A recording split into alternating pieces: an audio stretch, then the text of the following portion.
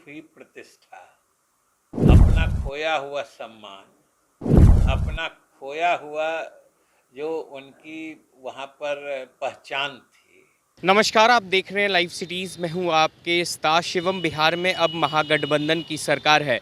ऐसे में आपको बता दें कि बीजेपी लगातार सत्ता पक्ष पर हमलावर है। इसी क्रम में बिहार बीजेपी के वरिष्ठ नेता और बिहार के पूर्व उप मुख्यमंत्री सुशील कुमार मोदी ने बिहार सरकार के कई मंत्रियों पर गंभीर आरोप लगाए हैं, जिसका जवाब आज बिहार सरकार के मंत्री विजय चौधरी ने दिया है। उन्होंने क्या कुछ कहा है, पहले आप वो सुने। गठबंधन पर क्या असर पड़ेगा बताइए।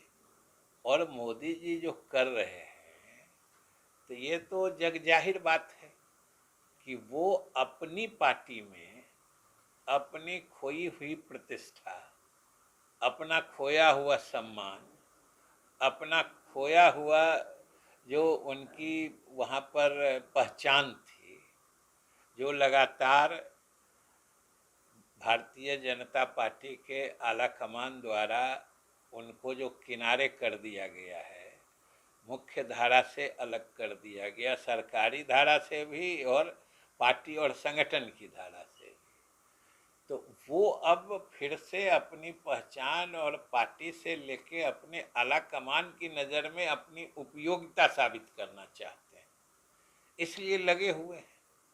अब सफल कितना होते हैं, काहे कि चीज़ों में तो कोई दम है नहीं।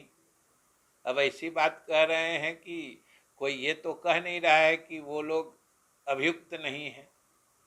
अब वो अभियुक्त बने थे, कोर्ट से बरी हो गए हैं, एक अभियुक्त हैं तो कोर्ट से उनका ये मतलब वारंट स्टेड है, और दूसरा की पुलिस ने जांच में जो हमें सूचना है, वैसे हमने कोई कागजात देखे नहीं हैं, जो ये लोग कह रहे हैं कि पुलिस ने अपनी जांच में उनकी संलिप्तता नहीं पाई है। तो फिर ये सब, और सबसे बड़ी चीज़ है कि उसमें मोदी जी कुछ कहें या मैं ही कुछ कहूँ, हम ही कुछ कहेंगे, उससे कोई नियम और कानून को लागू करने में कहाँ रुकावट या जोर आती है।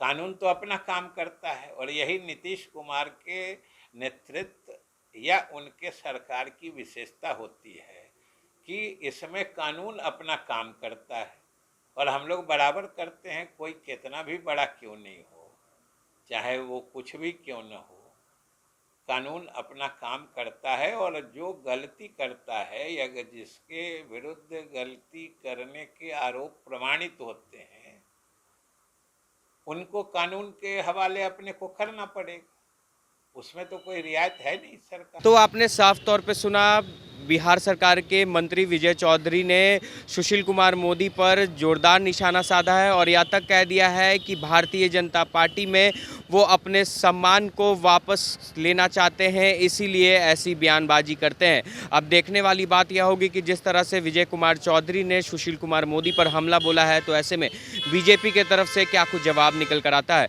बहरहाल अब बने रहे हमारे साथ। अगर आपने हमारे चैनल को सब्सक्राइब नहीं किया है तो जल्द से जल्द सब्सक्राइब कर ले। धन्यवाद।